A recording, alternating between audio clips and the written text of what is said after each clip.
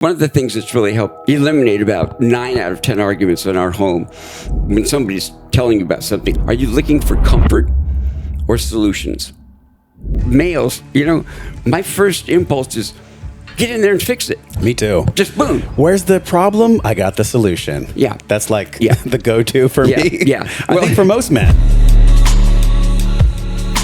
Communication that we all deal with as human beings, it's something that I am constantly interested in mastering. And that we're really struggling with today. We definitely are. And that's we shouldn't be doing that. There's another way. What a treat to be able to sit with you. It's been so many decades of you diving into this work. You're the author of Nonviolent Communication, The Basics as I Know and Use Them. If you're on YouTube watching this with us, this book is so powerful. You distilled all the wisdom from one of your colleagues, Marshall Rosenberg. How did y'all even meet? This is the question I want to lead off with. How did you meet Marshall Rosenberg? It was 1986. Is that how you came to it? 1986, yep.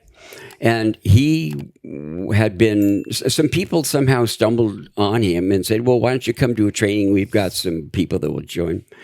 And so he came once, and then people said, oh, they really liked him. And I'm like, whatever. Well, then I started to date a lady who spoke in ways that were very triggering for me.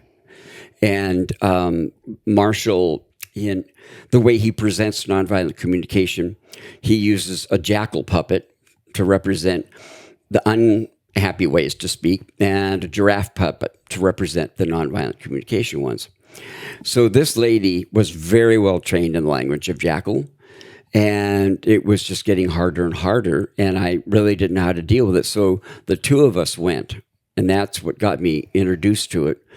And I just realized after going through it that there was a lot of improvement and change that I could make in how I went about communicating, and that this really had the potential to make relationships easier to create, stronger and deeper in bond, and to be able to repair them.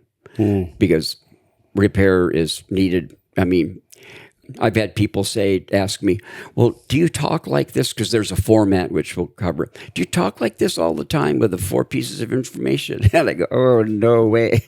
That would be overwhelming. I asked that of Marshall once, and he said, no, I don't do that. But what I've done is I've got very good at cleaning up my messes. So that's when I want to quickly create or try to quickly create a deep connection with somebody, then I will be very conscientious about conveying certain pieces of information regarding me and them in particular ways that I have learned really create a great opportunity for that connection to happen. For instance, I could say to you, I feel such deep gratitude that you're interested, that you have a channel that this can go out to people, because it's something I very much have enjoyed exploring. But today, people are having so much difficulty talking together and working together that more than ever, I want to just sort of bring out the basic point, which is we all come from the same evolutionary process. Now, in recent times, say the last 60,000 years, we split and, set ourselves up in different parts of the world, and then the individual groups decided their own little rules and their own little, culture and all that kind of stuff. So there's a lot of diversity there. But prior to that, there's about 45 million years of our primate ancestors working out how to live in a group format. As a collective, we've been successful at doing that. And it's, I believe, the reason that we are the most successful species and have been able to spread so broadly, because we have really learned how to work and take advantage of the group phenomena. So we don't need to have everybody be brilliant. We need to have one brilliant person and then a whole bunch of people that could implement that. Whereas if you live in a small group, well, I want a smart person in my group, Yeah. But we've been able to divide up the work and do the specializing in. The pace of what we're learning about and capable of doing is really been accelerated by the whole digital, showing up in our pathway, because No like doubt. what you're doing. It's almost like we're in a vortex, by the way. I feel like I'm 42 and I think you're in your 50s now, right? So 72. okay, well, you look great. That's because I use some of your product. That's right. he was using the spray for his synapses. No, the reason I was saying that is because we're in this cyclone where consciousness, I feel like, my experience at least, I'm curious what yours is, it feels like it's accelerating the faster we go. It's almost like the law of compounding returns where everything's stacking upon one another. Do you get this? Yeah. The reason I'm asking that is because in the relationship construct, in my relationship with my woman, in I think so many people's hearts, there is just this complete misunderstanding and a deep wounding of being misunderstood. And that's really the most beautiful deep dive we could do to kick this off is like, and there's some very simple things, if to make that happen. And from that misunderstanding comes the closure of our hearts, comes more walls that we put up with one another. So, with that as a pre-frame, tell people what NVC actually is in its most simplistic form. I know we'll go deeper into it, but on a 30,000 foot level, what exactly is NVC? Well, let me start with what NVC isn't. What Marshall refers to as violent communication. And I had an inmate once who was in an outpatient program, and I was teaching him nonviolent communication. He goes, "Do you mean you think we talk violent?" And I go, "No, you're fine." That was funny. But at any rate, being judgmental, diagnosing people, telling us that telling them our opinion of what they've done, of their intellect, of their reasoning, or whatever, making demands, speaking more really from the analytical part of ourselves. Let me tell you how I think you've been doing, and all of that kind of stuff tends to really disrupt the ability to communicate to each other the most important stuff, which is, well, how are you doing regarding whatever it is we're talking about, and how am I doing? That's what we want to talk about. We don't want to talk about my opinions of you, your opinions of me. This is my belief based on what I've read so far. There are parts of our brain that operate automatically, that are out of our purview. And I think that's because it's more efficient. If this particular process, like an initial assessment of threat or safety, that happens, boom, like that. It's like our brain's always trying to save calories. That's where heuristics come from, these shortcuts. Yeah. So one of the things we've had to learn to do as a species, and other ones have as well, is to make very quick assessments when we first encounter something. We judge it as being good, bad, worthy, not worthy, safe or unsafe. And that happens just automatically inside of us. Now, if I just vocalize and I say, well, I think you kind of, that was a stupid thing to do. Well, now that's my assessment. Nonviolent communication, we're not wanting to talk about each other's assessment and, blaming and all of that stuff, because it doesn't really get you anywhere that you really enjoy going. Yeah. And that's the point. Just get somewhere that you enjoy. What we do instead is we focus the conversation on how are you doing, what's going on in you, what event. So there's the sort of standard structure is the 4 topics that we want to address as we're communicating with each other are, number 1, what is it that I've thought about, observed, what's been done? I want to convey in a value-neutral way a description of where my reaction is coming from. So I might say, when I was talking the other day and your eyes slowly closed and I kept talking and you fell asleep. Now, that's a value-neutral description. At least what it is that my topic is. That's where my So you're literally That's my focus. you're just observing a neutral event. I'm describing describing an event in a neutral way. It might be, when I remember how blah blah blah blah blah happened, and then so that's letting somebody know what's the origin of my need to talk or whatever. Then I want to talk about the emotions that are tied into that. So I might say, when I noticed that your eyes closed and then you finally fell asleep, and a further addition to that, what happened piece is, I was right at a point in sharing with you that I thought was the most important point. Now, I've just described everything, talking about me and describing just in a neutral way, objective way, what was happening. Okay, now I move to the feeling part. So when I noticed that and I thought about, Guy, this is really a really important thing I was talking about, and I wanted him to be able to track. I just feel really sad, frustrated, puzzled. Okay, so that's the feeling. Mm-hmm. Those are the feelings. Mm-hmm, mm-hmm. What am I needing relative to this situation, or what was I needing that generated these emotions? So that's the fourth piece. So there's the event, talked about in value neutral way. There, the emotions tied into it. And then there's where those emotions come from, which is my need. If I'm very good in talking a nonviolent communication way, my need was really to see how what I shared with you touched you. Mm-hmm. Is that the request? Because the last phase is the request, yes? The last phase is to make a request. Yes. That's me just telling you what my need was at that moment. Got it. Because when that need wasn't being met, because it looked like you fell asleep, that's where my hurt feelings came from. I was puzzled why you lost your attention. I didn't know what it meant.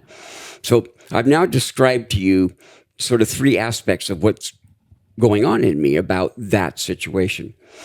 The fourth piece of information that is part of the standard protocol for nonviolent communication is for me to, if there's something specific that I would like you to do or to have be done, to make that request.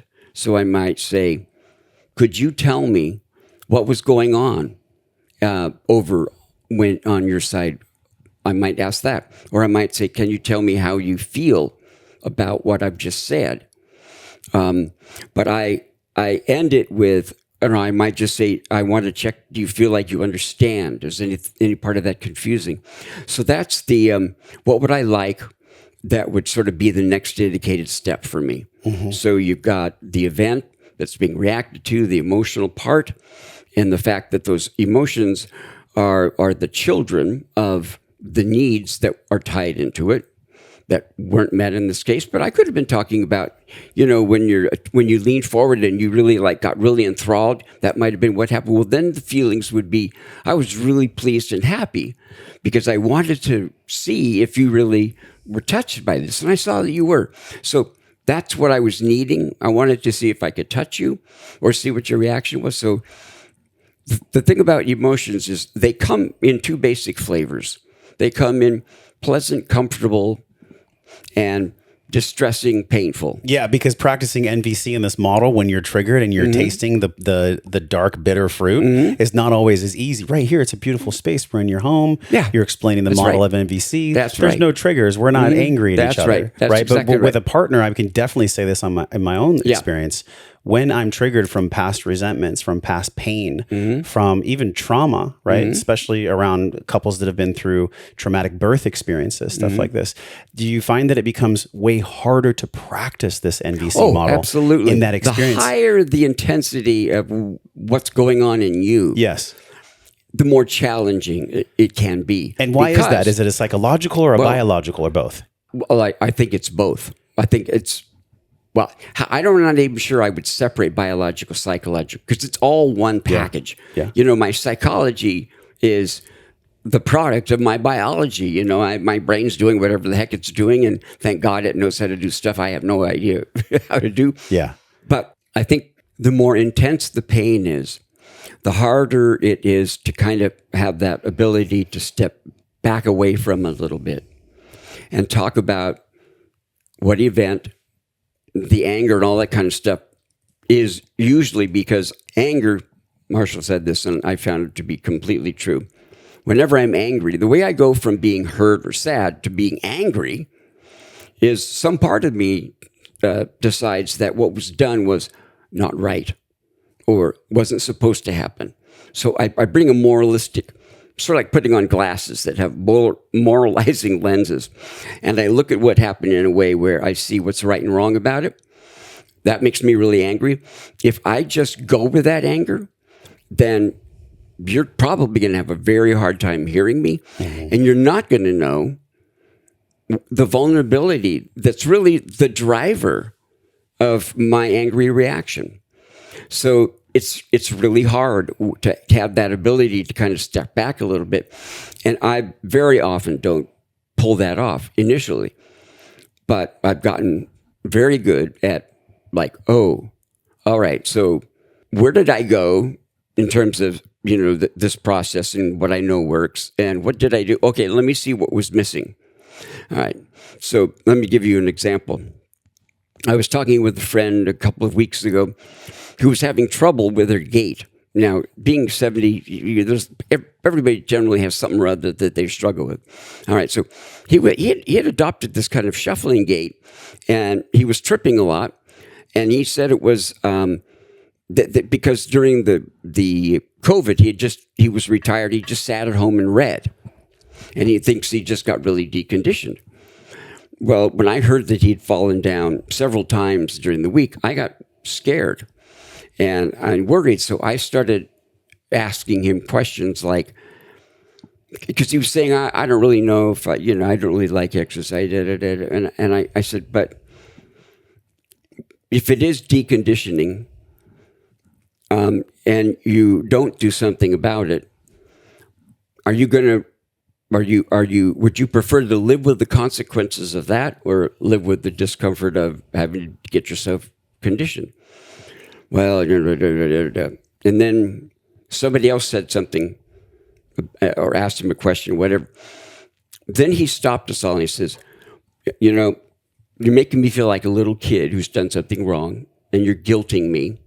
And I just don't want that. That's not what I want from you. How would you describe that behavior? Because you're doing something from a neutral space, right, where you're with this person and you're applying, all these decades of learning that you have working with patients in a clinical setting. Yeah. So from that lens, what behavior, how would you describe the behavior of that person? I am 100% sure that everybody with us right now has experienced that exact behavior from their partner. Yeah. Oh, yeah. What is that behavior? How would you describe that? Well, I think he heard me critically appraising what he did or didn't do or wanted to do or didn't want to do, and trying to push him to do the right thing. So fortunately, he felt pushed. Yeah, he felt he felt like he was trying to be coerced into something. Yeah. Don't try to guilt me into it. Don't try to manipulate me into it. Don't try to shame me into it. I don't want that. All right.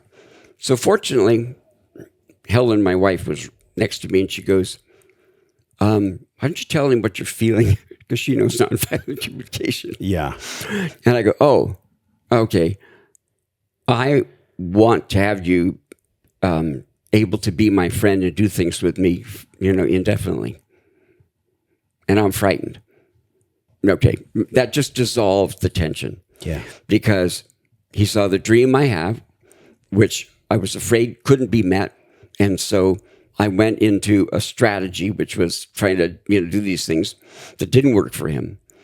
But the dream I had, which is the need, and the fear that it couldn't be met, those are the two, central pieces for nonviolent communication, feeling and the related need. When a person is able to get to that level of recognition of what's driving them, what really matters the most, and share that with somebody else, it can completely change the ballgame. And that's one of the wonderful things about this method is, well, let me give you another example. So years ago, my wife started a book club probably 40 some years ago. When we got married 20 years ago, I started to go, well, reading is difficult for me and I'm very slow at it. So, after several years, I said, I often don't read the whole book and, I feel badly about that. And then I feel a sense of pressure and everything. And I'm just kind of thinking I just don't think I'll go to book club anymore if that's okay. She started to get very upset about the idea of me not coming. And I thought, she sort of tried to answer the problems I was having. Like, well, maybe if you... And I could just see there was something really bothersome that was going on. And I said, what is it about me attending book club that makes that mean a lot to you? So see, I'm going right for what need is driving your sort of, not exactly desperation, but your tension. Yeah. And it was, well, I started this 30 years ago, and I'm really proud of how it's stayed and that we've had men and everything. And I want to share that with you. And I go, so when was the next book club scheduled? That melted you. It just melted me. Yeah. It just melted me. Sure, and that's the power. Nothing magical about nonviolent communication. For me, it's powerful because it's really understood some really key things about what creates connection between people. That what is talked about is done in a value-free, non-judgmental way. That what's talked about is what's going on in each person on a vulnerable level, rather than let's have a dialogue about this, debate. And then when we are able, and sometimes it's like an archaeological dig, I go, well, okay, so you want this, and then if that happened, what would make that good? Well, and we finally, we will get to, oh, that's why. And yes, the outcome is a bidirectional desire to cooperate, to help, and it's spontaneous. Do you feel like this method could work even if one partner was unwilling to allow the method in? In other words, if let's say, for an example, I'm in a relationship and my woman is upset about the house being dirty or me not being home at a certain time. And I chose to close my heart, not apply any of this methodology whatsoever. And it could flip the other way too. Sure. Where, I'm upset with her because she didn't hang out my laundry or whatever it is. Yeah. Something that means something to me. It means that there's an unmet need. And I loved how you talked about that because really it is simple. It's observation, feeling, needs, and request. Like that's the framework. So it's not like the framework. It's not like we're reinventing a square here, but the way that you've described the square and what you learned with Rosenberg and also your clinical practice and everything you've seen, can you take us to a situation, or maybe we can even role play it right now, where one partner is actually unfucking willing to allow the NVC in and to allow any kind of healing to happen? How do you do that? Let's do a practice. Let's do it. Okay, so assign me my role or whatever I do. Okay. On your mark, get set, let's go. say you are the mother of my child. Okay. Yes, hi. We live together. You're really handsome. And let's say that I'm not feeling respected. So I experience, my observation is that I've been experiencing a shortness, a tension, a bit of anger, and certain things that around the house, specifically this, and this, haven't been completed. Can you tell me more about that? So that's what I would observe to start with. So why do you feel like that is, or am I on the right base with you?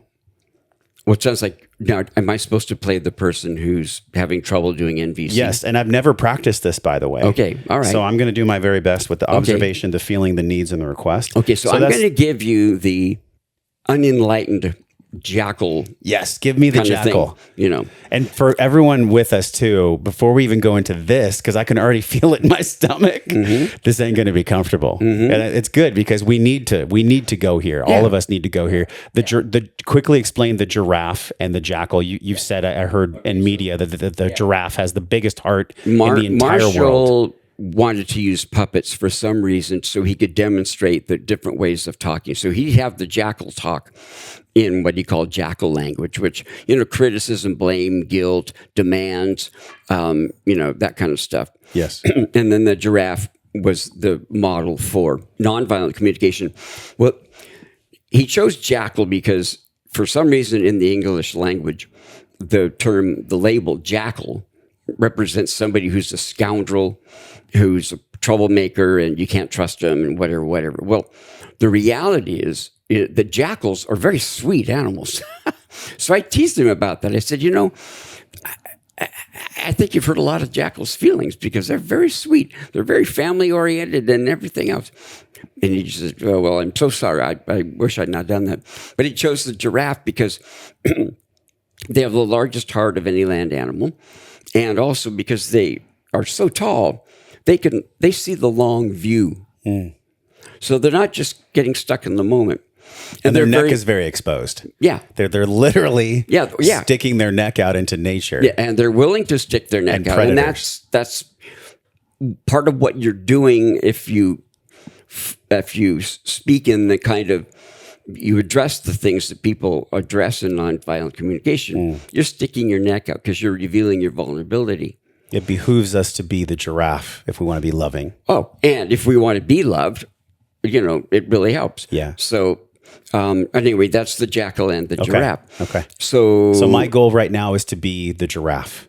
Okay. That's my goal. Okay. But I'm going to experience a jackal. So I'm going to be the jackal. Well, it sounds like you have no idea how hard I work. All of the crises, all of the thises and that's, the day-to-day, all this stuff I do. And it sounds like you're just criticizing me because I'm not perfect. That just pisses me off. I hear you. That must be really hard to feel that way. And I have some feelings of my own too. I'm feeling sad because maybe you don't want me to be in the house with you, or maybe you don't want me to be around you. And that makes me feel grief and despair, actually. Well, sometimes it is hard. Sometimes there are ways that you act or, treat me or whatever that are really a struggle. See, I'm having a hard time staying in jackal. But you've trained yourself enough to not be in jackal mode for so long. I'm gonna try to stick with. Why don't we do this? Why don't we just flip it then? Because we started the exercise. I was going to suggest that. We started the exercise of me just kind of fumbling through it, which is so cool. We don't edit this at all because this is what most people are going to do. Yeah. I actually modeled what most people will do, which is they'll fumble through the start. So let's flip it around. So you're the master, you're the giraffe. And by the way, I definitely know how to be a jackal. Oh, so but see, that's not your fault. Right. That is how we train people to speak. Yes. It's get the right answer, make the right, appraisal. Things are supposed to be judged right and wrong. There is no, not there as of yet, there's no understanding in my mind of how human being really works. And therefore, let's structure communication methodology that takes advantage of that. Well, that's what nonviolent communication does. And it's why I want to talk about it, because intellectual judging, opinions, criticism, that just keeps us in a miserable loop. But we don't know how to do something different. So that's what nonviolent communication is about. So I'm going to be the jackal. I'm going to be the language of demand. Okay. So you're going to be. I'm going to be demanding, and you're going to be the giraffe, which is loving. Okay. All right. So, are you coming at me with the complaint that you're not getting enough respect? Yeah. Okay. I need you to mature. I need you to mature up. Be a man. I'm not sure what you're describing. Could you tell me what mature would look like? Because in a lot of respects, I just need to feel more supported. I need to feel more supported, and I need you to ask less of me. Okay. And what do you need that would give you a sense of being more supportive? What does supporting you more look like? I don't know. I just need things to be more easy. I need us to be in harmony. Well, we're on the same page there. I really enjoy being in harmony with you. And it's sad and worrisome to me to see that you're in so much pain. But I rather than sort of, defending me or whatever, I really first like to take the time to understand what you're meaning, what you're addressing, and the ways in which it matters to you and how you feel about it. So there's just so much resentment I have towards you. That's probably what this is about. I just resent you so much. Mm-hmm. Mm-hmm. And can you tell me, if you gave that resentment a voice, what does it sound like? What does it say? I need to be more free. I need to be more independent. Okay. So I feel like you're squashing me. I feel like I can't do what I want. okay. So what I'm hearing is that it's really important for you to feel that you have free agency, more free agency, and you can kind of follow your own timing or inclination or style or whatever. That's just really, really important to you. Yeah, If absolutely. I got that right? Yeah. You're saying that you're not given that. Can you tell me some of the ways This is so that's heady. restrained? I can't deal with this. I just feel like you're coaching me. I don't like this. Well, I don't like being coached either. And can I tell you what I am trying to do? I guess. I'm wanting to talk about this in a way where we can get some resolution. And so some of the stuff that I'm asking for, generally it's helpful to be able to talk about that stuff. And I don't want to coach you. I'm wanting to learn about you and what this is like for you. That's all I'm seeking. Because I don't really understand when you say you really feel like you don't have the freedom, you don't feel like you're respected or whatever. It's just because you're part of the patriarchy. Oh, tell me what the patriarchy is? What does that mean? You know what it is. Don't play stupid.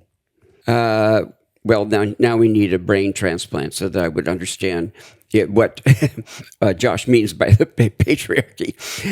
So I'm really being a hard jackal here because but you're going to have to sort of I don't know what you mean by that. So you can sure. say, I don't know either. Oh. I'm just saying it because this is something that I've heard and I've seen this in other is relationships. The hierarchy like how men treat women and men are, yes. So you're supposed to. So you're acting like the hierarchy. Is that what you said? Mm-hmm. That I'm acting like the hierarchy. Mm-hmm. Okay. All right. So the hierarchy is my needs are more important than yours. You should be subservient. You should grant me what I need. And is that what the hierarchical way of relating looks like? All right. I'm still in the role, y'all. Yes. It just men are, the patriarchy is about controlling women. Woo-wee. Wow. Boy, that is not a way I would like to live with you. And if I'm coming across that way, I want to find out what it is I'm doing so I have a chance to do it differently because I see the beauty, the intellect, the wisdom, the intuition, all that stuff in you. And I want to be able to enjoy that and not have you, really unhappy and shutting down with me. And so do you have any idea about if I did this instead of that, what would be non-hierarchical for you? Because I want to change. Obviously, I'm doing something I'm not aware of. Yes. Because my dream in marrying you is I really want to have great time with you. And clearly, I'm really, really sorry to hear that you're in so much pain about this. And I just want to be able to work our way through and learn from it and try to figure out something to do different. I don't want to keep doing whatever it is that I do that leaves you feeling that way and your tension gets up because... Yeah. Wow, let's break roll for a minute. That was mastery. You know what I experienced from you? Okay. Now, obviously, we don't have history together, so there's not a lot of subconscious memories that are being triggered that are resentment based. But what I experienced from you there, if we can all learn how to do that, is you really would pause after each one of my statements. You wouldn't. There was more of a response. There wasn't like an immediate reaction to what I was saying. So that was key. I don't know exactly where that falls into the model, but it's in there. And then the second thing I felt from you was like this genuine, almost loving curiosity. That I think exactly right. It gets lost when there's layers of resentment. Why the hell am I married to you in the first place? Yes, like what are we even doing here together? Yeah. And are we doing it in the way that the needs are being met? Heck no. Yeah. But what I did was I went down to the deepest level of the dream I have for how things would be. And I told you what it was. Just like when Helen said, this is really special. I'm very proud of it. And I'd like to share it with you. That's the deep level. Mm-hmm. It's not, she wasn't throwing a rule. Well, men are supposed to do this and did it. I was able to walk with her to get to that point of tell me what makes that so important. So that's what happened. And the pausing is just me wanting to really try to absorb and understand what you're saying and sort of figure out what might be a good next step to facilitate kind of the opening up of this and whatever. Would you say that if you had, let's say, a 10-year history with someone and there was a lot of unresolved trauma, unresolved resentment, and the flavor of the interactions, even if one person was really standing strong, let's just use for an example, and it could work both ways. The woman could be practicing NVC with the man who's triggered, or vice versa. I'm just doing it because I'm a man, I'm in a man's body.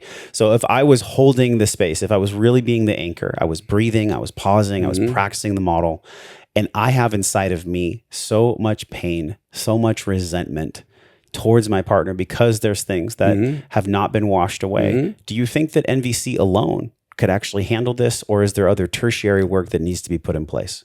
Oh, I don't think I could, make a sort of a general declaration in that regard. But in your clinical experience, is NVC enough, or does here's it my need clinical other support? experience. My clinical experience is that 95 at least % of the time, the couples that I worked with, their problem wasn't that they didn't have the same values or goals in life or whatever, or, the laundry or whatever.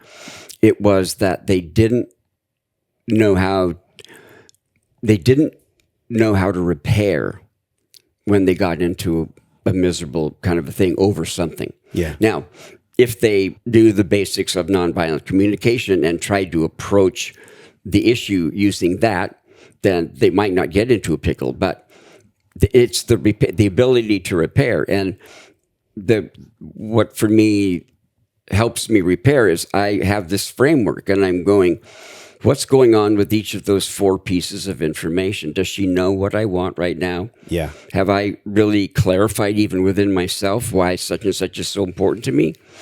The feelings, da-da-da. So, all right, now you're talking about a situation where you got 2 people in a heightened state of pain. Totally unregulated. Yes. Right. One thing that's huge is, for me, what I call it trying to reside in the heart of the giraffe. And that is, I look at that person and I go, they have the same set of needs for connection and whatever, respectful. They have the same thing that I do. The way they're going about it is really not working, but they're not. They've gotten somehow, for whatever reason, desperate. But there is a very positive vulnerability down behind all of that stuff in the front. And I just hold that awareness that this is a good person, because I know they're a good person. And we're just really fumbling and stumbling because we haven't figured out how to really sort this thing. And that person may only know to take my inventory and, try to shame me or whatever. But what they're wanting is something I know that's good.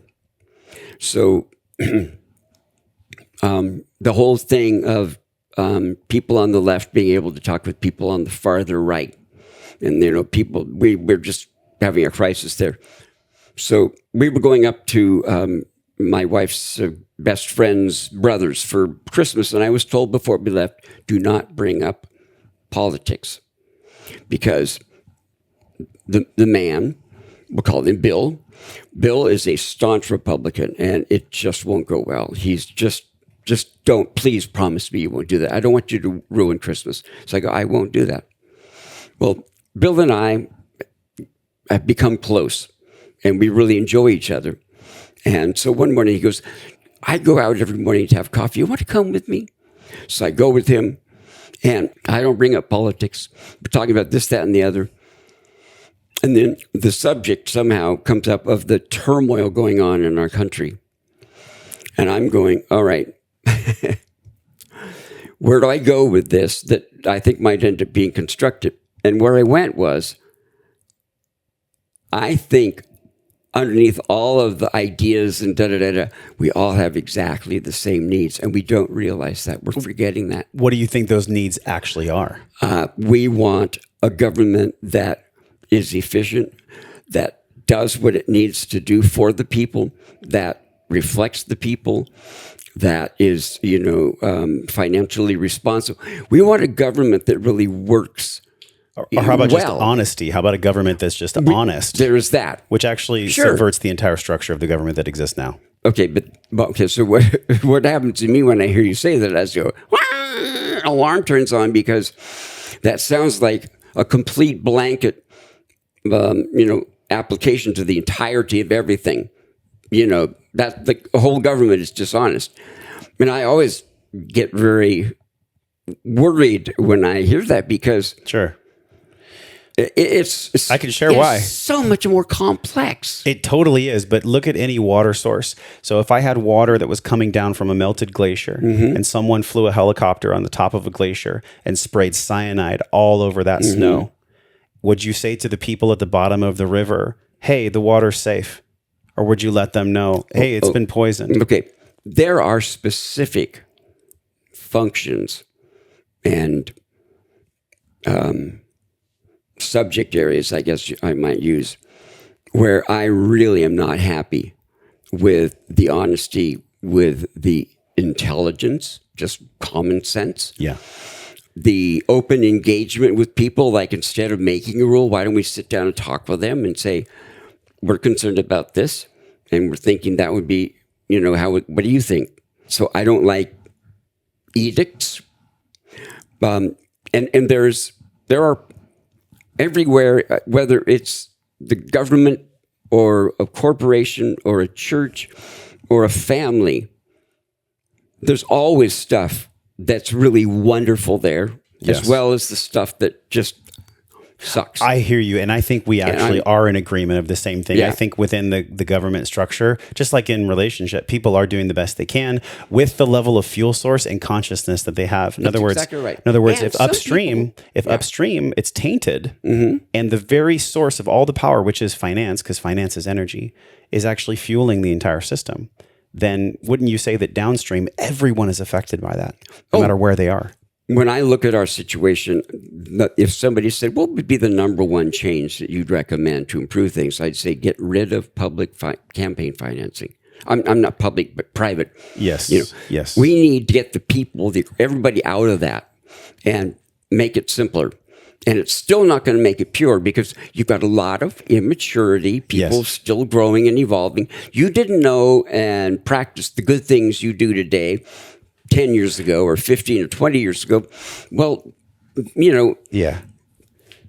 Again, it's sort of assuming, staying in that place of the heart of the giraffe, just recognizing those people are exactly like me. They may be misinformed. They may be not really using their brain in a sufficiently logical way. They may be scared and hiding, but they're trying to survive. Yeah. And we are just a really immature populace. Oh, I so agree. You know what I've done on different podcasts as a metaphor? We're like a 13-year-old at the wheel of a Ferrari. We are driving. What would you do if you gave your son or daughter a Ferrari? They would crash it. Well, now, I think the average developmental age is around 12. That makes sense. There's a lot that are back down at 3 or 4, and there's others up. But in general, and there's a long way for us to go. But the bottom line is trying to figure out what the most constructive, productive steps would be, and try to make them. And that's what we're doing here. You've talked about in your work when I try to coerce someone, when I try to force someone to do what I want to do. And there's many examples of that. It can be sometimes very subtle, like the coercion that people do to one another, versus can I be in that curiosity that you walked me through earlier in mastery? Can I be in loving curiosity? How do we make sense of the two? Like, what's a good starting place to make sense of not choosing a side to where you have to believe in my side, but still choosing a side to where you have the choice to choose your own? Yeah. Well, I'll tell you, you brought up the word that I think is probably one of the key components of being successful in communication, and that is curiosity. I'm curious more than judgmental. I am assuming, because I believe it's true, there's a goodness going on over there trying to achieve something that I also can identify with. And man, the tactics I don't like, I might try to, prevent, whatever, but I assume there's goodness there. And I'm curious to find out, why does this make sense? How does it make sense? And what do you like about it? So that's what I want to know. Curiosity rather than I'm going to dialogue to try to, well, tell me why you think that. So I'm looking for ammunition that I could debate. Yeah. No, it's about being curious and granting from the get-go that person over there, regardless of how they're behaving, they're trying to do something that, that would enhance their life, they believe, in some way, or they're trying to protect it from being taken away. They're good. Human beings are good. We can be trained to ignore that or suppress it, but you don't get to be as successful as we are if you don't have a great ability to help each other, to be like, there is a good Samaritan instinct. You see it all the time, and you see it in animals as well. We're wired for empathy. Yes. That's right. So there's a good Samaritan instinct. There's an instinct. I think that there are actually there's certain moral instincts. They're hardwired in us. Now, our culture and what happens in our life is like a software piece that can, work on changing. How important is that? What does it look like if you do it? The software changes the hardware. Yeah. Yeah. Well, it works with, there's a need for justice, but I might have it defined differently, what justice looks like. So that's the software part. But it's still a need for reciprocity, that there's a give and a take. These are things that I believe it's built into our nervous system that these things automatically matter. And there's a whole part of our brain that was evolved to enable us to have empathy. And so that's a natural ability that we have. And we may forget to use it or whatever, but it's there. We're all trying to enhance our well-being as best as possible. That's the bottom line.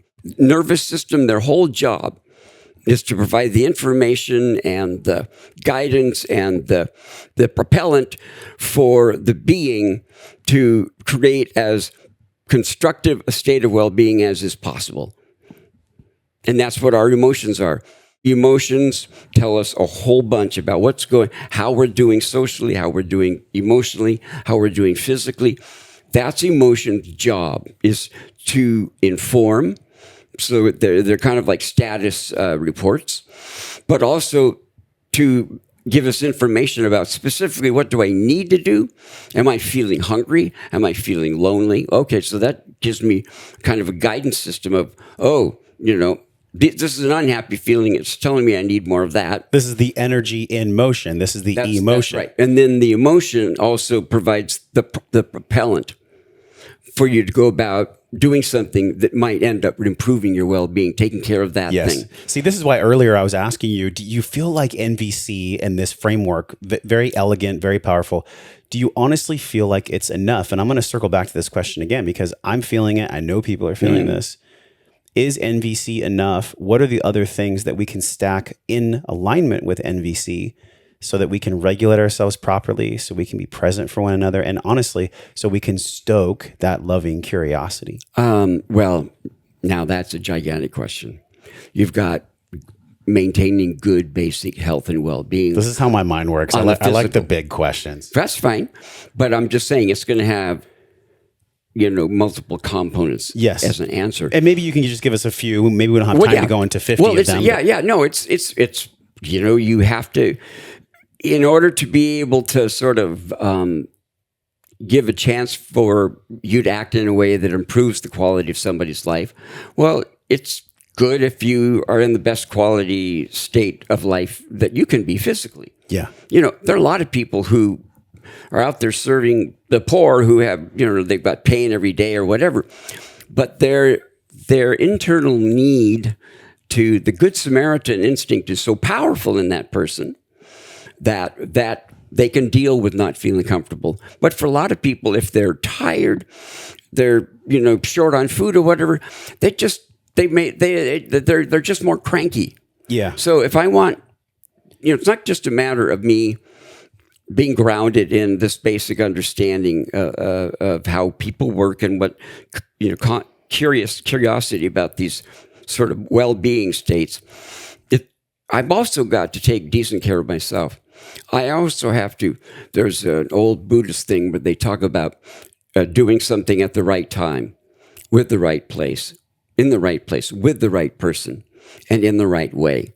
So what I'm wanting to do might be the right thing to do, but now it's not the time. Yeah. Or you're not the person for me to do it with, or I don't know how to do it very well yet, so I probably shouldn't do it. So those factors really factor in.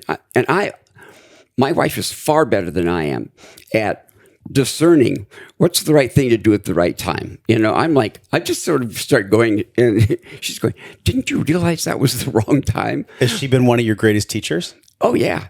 And how so? Yeah. Oh, just because I think that in general, again, as a product of evolution, the female brain has a better ability to kind of understand the subtleties of social consequences and dynamics and all that kind of stuff. So, like from a multitasking perspective or different? Just because when you're raising a human child and you've got to have them there for whatever, 15 years or whatever, you're going to have help from friends and grandparents, and there are going to be other kids around. That's a lot of social, stuff going on. Yeah. And so there's a honing, I think. And again, this is over millennia. It's not just, like, wow, that one generation, they really got it, and now it got passed on genetically. Nah. But I think that's part of what, and if you think about males, my first impulse is get in there and fix it. Me too. Just boom. Where's the problem? I got the solution. Yeah. That's like the go-to for me. Yeah. I think for most men. My wife was really cute the other day. She ran across a quote from somebody, and they said, one of the things that's really helped eliminate about 9 out of 10 arguments in our home is learning to say, when somebody's telling you about something, are you looking for comfort or solutions? Because for my wife, it's probably 80%. I just want to be able to talk about this, air it out, whatever, work my way through it. I don't want a solution, but I'm a male. We make things, we fix things, we do things. And of course, that's what we had to do, back when we had to, fight for the resources for survival. Oh my God, it's so good. It cracks me up. The analogy I've heard is sometimes it's good to just get a trash can, take the lid off, have her throw up in it, just get it out, and just say, is there any more? Is there any more? But not in a disingenuous way, in a really genuine way. Like, hey, let me hold this trash can for you. I want you to vomit everything you got. Yeah. And then I'm going to ask you from my heart, I'm going to say, is there anything more? Right. Okay. That can be the ultimate strength for a man. It can. My only problem is that if she's dumping into a trash can, the implication is that she's got trash. And for me, no, what she's working with isn't trash. She just got a lot of built up something, and energy. She needs space. Yeah. I need space to explore it, get it out, diffuse the energy, whatever. And just that alone, if it's a pain thing, just that alone, it's the equivalent of what you're talking about, having them throw up in a trash can. Sure. And as long as we're not holding the trash can in us, I mean, because this is This is what I'm leading to the next question here, because this is a perfect segue. Like, you've given us some very unique skills. And if maybe this is somebody's second time around watching this or listening to this, this for me is like the part of the interview that really tugs on my heart. It's something that I am learning myself. Okay. And that's why this show is done the best that it's done, is because I'm just honest about my stuff. Yeah. So one thing that I'm working on is a concept of loving detachment. And there was an article that you published that just rocked my world. And I'm going to read a quote from that. Yeah. You said, I developed my first understandings of loving detachment at the same time I was developing my first understandings and skills in nonviolent communication. You talked about the addiction brain in this article. You talked about the atypical brain. This concept of loving detachment, it is not spiritually bypassing. It is not ignoring problems. It's not about sweeping stuff under the rug, but it is so counterintuitive to people that were raised in an environment like myself, which was absent father, bipolar mother, right? So I learned at a very young age as a survival Pick strategy. up responsibilities. I'm going to handle it. Oh, mom's sick. Let me handle it. Dad's gone. Let me be the man. Right. Whatever it is, I would just handle it. And so that created a hypervigilance within me that I recognize now as a father myself. And a reaction pattern. Pattern. I got this habit. Kids will do Show this. me something not going well. I'll do something. Right. And even your physicality where I lean into things. So what I'm learning to do, and today, like specifically, is I'm learning to lean back. And I'm learning to have what this is, this loving, healthy detachment. Let's start there because it's a really big topic to unwind. But how would you describe that? And then, of course, I would love to go into your own personal experience with that, with the addiction, with your child. Loving detachment, there's a number of parts to it. One is recognizing that there are times when somebody needs the difficult experience as something to wrestle with and find a solution to. They need to develop the skill. They need to find out, learn something about themselves. If like with the addicted situation, I lose my job. Well, then the opportunity there is for me to learn that what I'm doing, drinking as much as I do, is making my life unmanageable for me. I'm not able to work, so that's an opportunity. But if I'm in there calling the office and, giving excuses, or with the kid writing notes to the school to excuse absences or whatever, then what I'm doing is, I guess it's based on a silent assumption, which is they probably won't be able to take care of this themselves. And that's something I just am kind of, like, oh, wait, I think you found a nail to hit on the head there. There is an assumption that they couldn't figure this out for themselves, or that it's too dangerous. In the case of a parent, it's too dangerous to allow them to do that. So that's where, and in that article, I say a parent's dynamics, the struggle, the issue is far more complicated than if this were an adult, a sibling or spouse or friend or whatever, because you're not responsible for parenting and keeping them safe. But when you're a parent, it's like, where does being having responsible responses and doing, what I can in the way of constructive interventions, where does that stop and allowing them to encounter the natural consequences start? How do you deem when it is the right time? It's such a nuanced question. How do you deem that? I came to a very simple solution eventually, and it was, I asked myself, which turn, if I take, or action I take, which one do I think I can live with the best within myself in the long run? Do I think that by allowing my child to do whatever they're doing and not intervening, and if it turns out badly, do I think that's something that I can live with reasonably well in the long run? And if it's not, then I don't lovingly detach. I look for a different, option. And so, do you apply the same model to a partner? Yeah, sure. It's but tricky. In a different way, right? It's tricky because the issues that you consider, the sort of thought patterns you follow with a child, a lot of them are really different from how it is with the partner. Because the partner, I assume, is probably going to be able to take care of themselves. And I don't have a sense of responsibility to protect you necessarily. I mean, I often talk about mothers and their instinct to protect their children. I mean, that is one of the most powerful forces on the planet, I think, is that, and I call it the mother bear instinct. Mama bear energy. I mean, It's like, that's why you never get between a mama and her cubs. Is, maybe daddy bear energy is here, and then mama bear is like, it's amazing. So,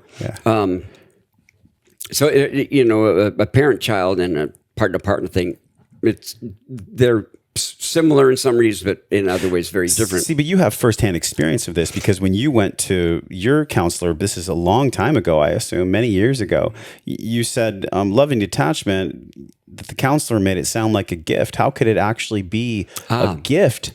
Loving detachment, because in a way, when you detach from something, there's going to be a grieving process. There's going to be a uncomfortability, a painful process in the detachment, the uncomfortable. Yeah, and pain can end up being, and very, very often plays a positive role in the evolutionary process. That what the counselor said it was loving detachment is where we allow the other person the opportunity to encounter the natural consequences of their choices. So fundamental to that is I grant them the dignity of not trying to, leaving them to the, having some faith in them, at least some measure, and the dignity of being autonomous and capable. And so, that's where I got love. Oh, because I always thought loving detachment sounded like abandonment. Right. But exactly. Or like a bypassing. Yeah, ignoring. But sometimes it's actually, that's what makes it loving, is that I am doing it because I feel like if I intervene and try to prevent this, that, and the other, that's really not going to work well in the long run, because I'll have to just keep doing it. And maybe I just need to allow this. Natural consequences are what trigger a whole lot of our growth. So, it's not always a good idea to get in the middle and try to mute that. I'll give you an example with my daughter. So we had a lot of consequences as we led up to where we finally ended. She got kicked out of all 5 schools in the area, and special programs for kids like that.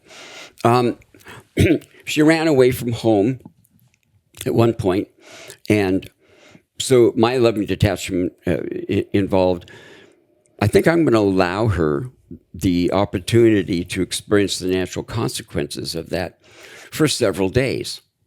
So I was able to keep track of where she was and that kind of stuff behind the scenes. When I got to day 5, then I went, if things go south from here, because I keep detaching, that's not something I'm going to live with in the long run. You went back to that choice point like you described earlier. Right. Can I live with this detachment for the rest of my life? And that's the governor. Do I think I could live with that very well? If things went south because I stayed detaching, do I think I could live with that? The answer was no. And that's just me. Somebody else might have said, oh, I'm good for another 2 days, or I would have stopped after 1 day, whatever. It's such a the bottom line is, it's beautiful. The bottom line is, what do I think I can live with? Because we have to live with the consequences of our choices. And if my child, ended up having something really terrible happen, I said, now is the time. So we mustered her mother and the grandparents, and we found out where she was, and basically communicated to her that she had to get into the car. We weren't going to just let her go. So she went back there. So that was a bad consequence for her. She had to be in a locked ward for 5 days while we got her to a point where she was willing to go there. Okay, so that was bad. Okay, so she's at the program in Minnesota, 28-day program, day 25. They kick her out because she's just not been willing to go to the program. Well, prior to that, they had been working with me for a couple of weeks to get the next, thing set up. So the next thing ends up being a foster home. A husband who's a recovering alcoholic and a wife who's been an Al-Anon forever. For some reason, they decided that their mission was to take in these really hardcore girls that just couldn't, make it in some of these big-time programs and work with them. Well, normally the girls would stay 3 to 4 months. Well, Christine ended up staying 11 months. So I didn't intervene until the first place. No, you've got to keep her. No. I didn't. I just went, I trust these people. I mean, Hazelden is just planet-wise, is one of the most skillful and expert at dealing with addiction that there is. So I trusted and let that go. And then, so she came to the brink. They told her 2 times that, pack your bag tonight, because if you haven't changed your attitude in the morning, we're putting you on the airplane to go back home. That happened twice. She changed her attitude each morning. The 3rd time it came, it was a very serious threat. And she needed to encounter that consequence because it was her turning point. We talk about people reaching bottom. I would have never guessed that the threat of being kicked out of this would be the reason. And the reason for it was, she said, this would have been the 7th thing I got kicked out of. I would have failed 7 times. I didn't want to fail anymore. And that was her springboard. And that's the thing about bottoms, you can push off. And this whole time, you're, as a father, waiting in the wings, I'm monitoring, watching, dealing with whatever anguish, whatever turmoil was inside of you.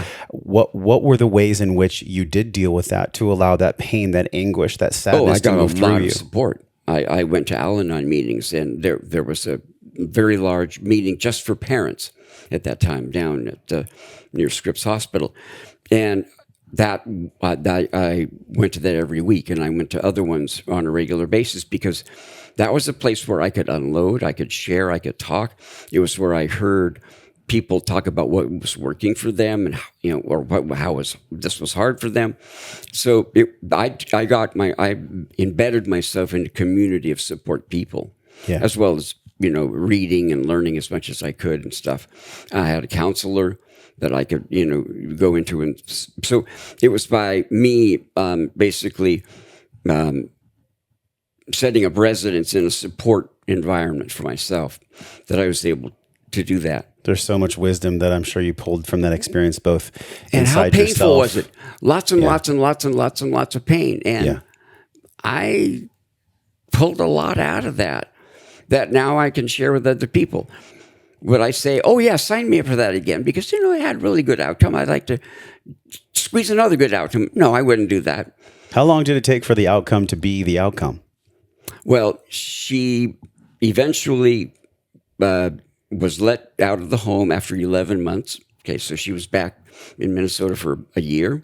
She came out here, started in, they have a special high school for kids who need to catch up. And she wanted to graduate with her class. So in 2 years, she completed 3 years worth of work. She graduated with high enough honors that she got a merit scholarship to a college back east.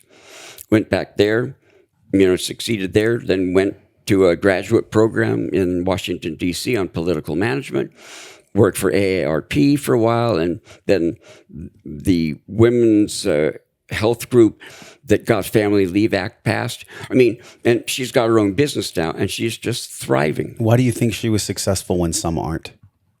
I think it was in her nature that she found her own limit about what can I live with. I can't live with failing one more time. Did you teach her that mode? Was she involved in NVC in any way with you? No. Well, no, she was involved with NVC, but this whole idea of what could I live with that really didn't come from NVC. It came from, I kind of had an insight one day. It's like, could I live with that? Well, that's really a good yardstick, because nobody can tell you, like, oh, no, let her do that. No, don't let her do that. Go this far. Nobody can do that. But your own internal guidance system can inform you about what imagine you can live with. Yeah. And I could have been wrong. Who knows? But that's how she just happened to be built. And then she, in herself, really wanted to graduate with her friends, even though she'd lost a year. And that was just her drive. And all of that willpower and energy and enthusiasm that she took the bad ride with, when it got turned around, she just built her life with it. I think that it's so powerful, and I approach this subject with respect because I don't know what it's like to be in your shoes, but I can only imagine. And sucks. Totally sucks. Yeah. But also, you said that you pulled something really powerful from it. What actually did you pull? Oh, I learned so many, in addition to figuring out what loving detachment, a workable definition for me, which was huge. I learned about letting go and letting life go on its own, life on life's terms. And I'm continuing to learn about that. There's a music producer that knows Paul Check. His name's Rick Rubin. I don't know if that rings a bell, but he's written a book on creativity. And he was about to send it to the publisher, but he wanted somebody who was an expert in nonviolent communication to look through it and see if any of the language that he used, the ways he formulated things, wasn't consistent with nonviolent communication. So he contacted me, and I did that for him. But one of the things that he said in terms of what helps you achieve the best creativity is being open to what life sends you. Like the synchronicity of this happening, that happening, that happening. It led me to want to write a book. And having read this guy, that all just came together. So learning to trust, in particular in the creative process, because I thought, I'm going to write a book. Well, how do I do? Bottom line is I realized I didn't really need to know. I just needed to start following where my enthusiasm led. And I've just continued to do that. And it's been really quite fascinating and very encouraging. Yeah. So accepting life on life's terms was a huge thing to learn about, because when I grew up, my father's father died from the Spanish flu when my dad was 7. His Germanic grandmother said, "You are now the man of the family." My father stopped being a little boy, and you didn't live life on life's terms. You made it happen the way it was supposed to needed to happen. So when I grew up, I had no concept of accepting to not know everything and plan everything and organize and be in charge. I had no concept. So it was very helpful for me to go and learn that from those 12-step programs. So that, just a bunch of things that I learned. What's my part? What's somebody else's part? There was that differentiation. There was definitely something that you have inside of you that I wonder if you could even put words on it, that allowed you to move from struggle to pain without losing your enthusiasm. What was that? I think it's just whatever my nature is. So it's just the nature you were born with. Yeah. I have an enthusiasm and an energy and a level of curiosity. And I've suffered from major depression for 30-some years. I still take medication for it. Nobody would guess that. And that's because I have what they call an atypical depression. I can experience all the positive emotions and live from them at the same time. So I've been this way since I was a little kid. My mother, on her 90-something birthday, she said to somebody, he's been a whiz-bang ever since he was born.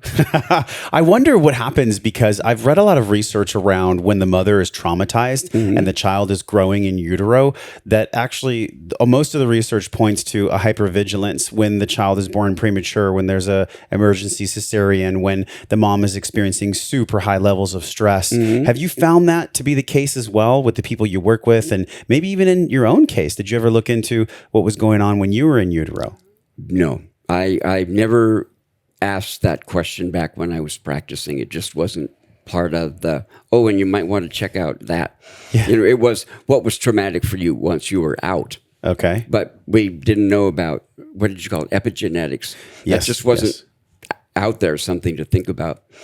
And when you brought up epigenetics and what happens in the womb, in this article about what role do genes play, nature, nurture, and life events, explain something about genes that I didn't know, that genes are like a set of instructions for how to do a cake, but they're kind of fuzzy. And so when the person's in utero, something might happen chemically for whatever reason that makes the gene go this direction instead of that direction. But their identical twin, that didn't happen to their gene, and so they went that way. And so they come out, and they are not identical creatures because of random events that have happened sometime in utero. Also told a story to this poor lady who spent $25,000 cloning her cat. And the cat successfully survived, but it had like a really miserable personality. It wasn't the cat she'd had before at all. And yet it was like supposedly genetically identical. So anyway, Wow. Well, this is where you can put into the play of like karma and dharma and destiny and these type of spiritual things. We're definitely half beast, half spirit, Wayland. How would you define how that's transitioned for you, or has it transitioned, the belief in something higher than you? I am some Do you kind believe of, in God? I believe I am some kind of spirit that is embedded in, that's taken residence here. Yeah. And it's been a really hard life. I'm very grateful with how far what I've done with it. But if somebody had sat me down beforehand and said, "Here's the advanced copy of your autobiography," I would have gone, can I see door number 2? Could I write a different one? Yeah. Anybody open to like modification? But a huge amount of what's really wonderful about me is because of having these things to go through. And I think that's also just a basic thing that comes from our evolution. We work to, that's the instinct, is to get better, feel better, be stronger. Just we aren't born with no natural drive to stay alive. If success leaves clues, which it does, then what are the successful clues that you yourself leave for others about being this embodied man, about having NVC in your life, and about having a good life in general? Yeah, but writing a book of nonviolent communication, doing podcasts. These are seeds that just, okay, so I grew these crops and there's a lot of fertilizer involved, but, I figured out some way to till them. And so that feels really good to leave that, because I feel really sad and worried when I see the polarization that's going on, because I don't think people know how to proceed in a different manner. I think they've kind of gotten stuck. Yeah. And told themselves this is all that's possible. Part of why I am thrilled to be able to do podcasts and share stuff about nonviolent communication is there is an alternative. We don't have to come at looking at somebody else from a judging their worthiness, their goodness, their value, their intelligence, their education. We don't have to come from that moralistic appraisal perspective. Instead, we can look and go, there is a human being who is basically built with the same innate needs that I have. So they need love. And these are things I think that, again, evolution, these are the things that evolution selected because they sustain life. So a need for justice, love, reciprocity, fairness, being willing to help the group, in some measure being willing to follow the codes and rules. These are all things that all of us automatically label as important. And I think it's because they're hardwired, as those are things that are important.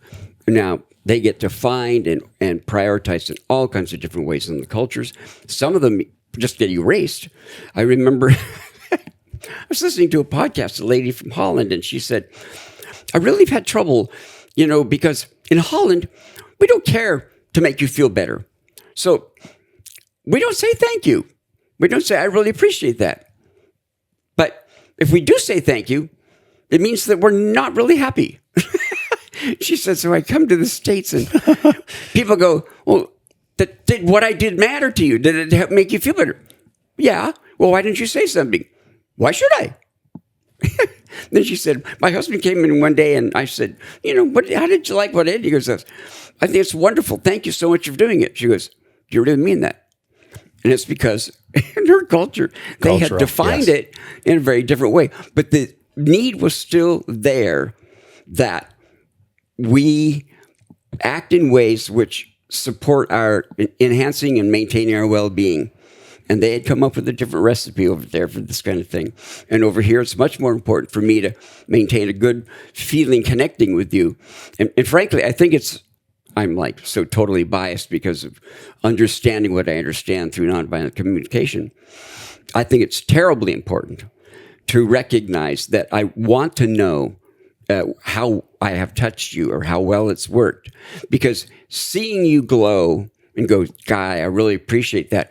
That strengthens me. It warms me. It gives me feedback. It's fuel for future behavior. Yeah. And so my saying thank you, it's like closing the circle of giving. You've done something, and then I give you back. This is a gift I give back. One of the things that in the 4 components, observation, feeling, needs, request, how do we know if a need is coming from a wounded place, an unintegrated place, an unhealthy place, or how do we know if a need is coming from the heart and the soul? How do we determine when a need is actually truly adult and valid? Yeah.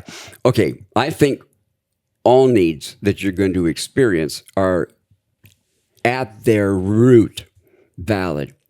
But if you have a huge amount of energy surrounding it, like, this is really, really important,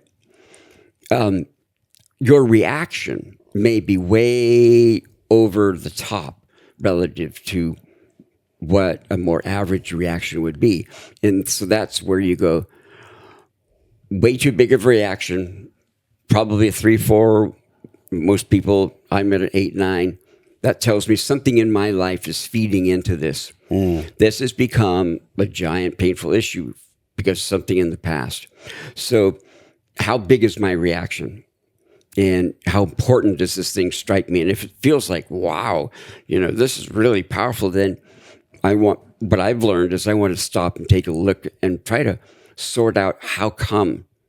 Because a lot of things in my adult life that I have thought were really important, when I took the time to kind of unpeel them, I went, oh, that's something that never happened when I was younger. That was really important in terms of my nature, that kind of thing happened. Yeah. I never got to talk about emotions because my father said emotions are irrelevant. They're dangerous because what you need to be doing is what's right, what's responsible, proper. And, your feelings might, who cares?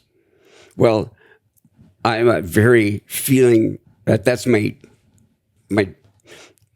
whatever, I don't know how to describe it, but so, I would feel like I had to talk about my feelings all the time at one point once I discovered that was really important. And, but there are times when it's way too big. Driving for accurate understanding, sometimes I go way too far. And because back when I was a kid, the only way that you won an argument is that you had the best facts and the best logic. And so, I'm right there with you. Yeah. That is exactly how it was for me as well. And I find that when I press for that, some people find that painful. Yeah. Wow. That is so... Okay. Everybody stop the car, pull the e-brake, because whenever we are challenged to be right, and we've heard this before, do you want to be loved? Do you want to be right? Right. What is it about the righteousness that I hold in myself and that we all hold in ourselves where we have to be right? What is that in our psyche, in the collective psyche? And how do we understand righteousness for what it really is? Because there are some cases where righteousness is justice, righteousness is valid. Oh, yeah, sure. Well, so there's a couple of pieces to this. Okay, first of all, one of the tricks about when you're in the realm of reactions about what's right and what's wrong, one of the tricks is when something gets defined as being the right way, there is an unidentified kind of side reaction that goes on. If what I want is right, I have the right to bully you. I have the right to push and push and push and push because it's justified. So that's where I get myself into trouble is, if it's like I give myself a permission slip to just kind of go for it because it's a right by God. That gets me into trouble. I don't have a right to, go about it, getting my need met in any way that I like. I grant myself the right to speak about it just because it's part of my life and it matters and whatever. But I can't tell you how many times when I've gone into something, it's the thing about anger that you had in one of your notes that Marshall said, when we're angry, 3 things are true. Number 1, there's something really important to us that we're afraid won't happen, it hasn't happened or whatever. And then we're telling ourselves a should moralistic message about it. It's supposed to be that way, should be that way, it's proper, whatever. But we're making it a moralistic thing. Because we put that moralistic energy in there, then we become righteous about going for whatever. And we are just about to act in ways that are usually guaranteed not to get our need met. So those are the three things when you're angry that are true. If there's something really important that you're wanting, telling yourself some kind of, I have a right to it, it's supposed to. It should be this way. Yeah, it ought to be this way. And that's where you then empower yourself. It's like, well, for me at least, I give myself permission slip to really fight for it because it's right. That righteous energy, it's the product of convincing myself that this is some sort of like, everybody in the world has a right to this, and so I should fight for it, tooth and nail, and it's okay, and I can be dogged with you. And that just doesn't work very well. Well, do you feel like we have to fight for love? No, I think we have to negotiate for receiving the kinds of loving gestures and everything that really touch us. We may have to negotiate that. What tells me that I'm loved is when somebody just says, well, it don't work. But do we have a right to be loved? I think we have a huge need. And a need is not, the right is where you bring in an obligation energy. And people shouldn't have a choice. And that's the second thing. It's not just that I go on a righteous thing, but then part of something being right is you shouldn't have a choice. So I'm going to treat you as though you don't get to not do this. Right. This is exactly what happened with the mandates and the lockdowns and the mask wearing. Mommy and daddy say that they know it's good for you. I know you're 70 years old, but I know it's good for you. So do what I say and don't ask questions. I mean, that's the absolute insanity that we all went through in the COVID theater. So I think right now we're really still kind of shaking from that. And I think it's a beautiful time for self-reflection and relationship, because however we showed up with neighbors, with people on the streets, we probably showed up that way with our husbands and wives and boyfriends and girlfriends. It's the exact same stuff. Yeah. Literally. So now we're at this choice point of like, all right, we've been through really a tragedy, a hardship on a grand scale, and there may be more coming. So when it comes to resilience, how do we use NVC to become resilient? Like specifically the resiliency. Because if I'm brittle, I can break. But if I'm fluid and if I flow with some kind of a flexible framework, then no, I can't be defeated. My love inside my heart can't be defeated. Well, I think that partly, first of all, we are programmed to be adapters, to be fluid. I mean, that's again part of your species doesn't survive this long unless that is a built-in tendency that you're going to adapt, because that's why we were able to, leave Africa and set up camp in all these different places with different, biomes to feed off of and, demands weather-wise, because we were very adaptive. And so we are, built, I think, to be flexible and to adapt. The reason I ask is because right now, if people are so steadfast that my way is the right way, I know the truth. And the reason I brought up the whole lockdown mask issue is because that's what I experienced. I'm not here to say that my way is the right way. It ain't. I just want to have the choice to choose my way. That's it. I am pro-choice for lots of things in this world because I believe to have sovereignty is to be able to choose. As long as my choice doesn't hurt my neighbor or hurt my friend, then that choice is sovereign. So this flexible framework for NVC, the observation, the feeling, the need, the request, these are things that we must practice. We are being pushed to practice these things right now in our relationships and in society. So we have to do better in getting along. Well, here we are. Because here we are. We don't succeed when we're divided. Our That's right. democracy is really struggling and, blah, blah, blah, because we don't know any better other than to proceed as we're doing. But I see us going through what I would call a cultural or evolutionary crisis, a transition crisis, where we're really encountering in a glaring way what stuff doesn't work, what's not good.